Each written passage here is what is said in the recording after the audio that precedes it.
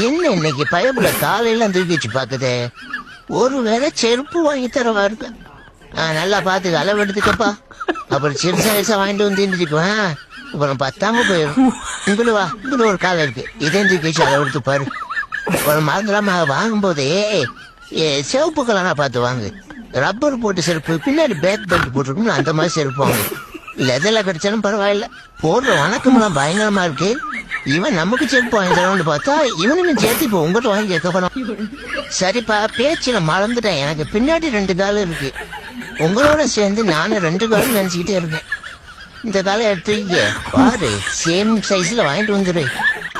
போதும் எந்த பக்கம் இருக்கு அதையும் தூக்கி காட்டுறேன். அதுக்கு சேர்த்து வாங்கிட்டு வந்துடு. அப்புறம் முக்கியமான விஷயம், இந்த ஆடி தள்ளுபடி ஆஃபர்ல எல்லாம் வாங்கக்கூடாது. நல்ல அடிடாஸ் பூமா மாதிரி கம்பெனில வாங்கணும்.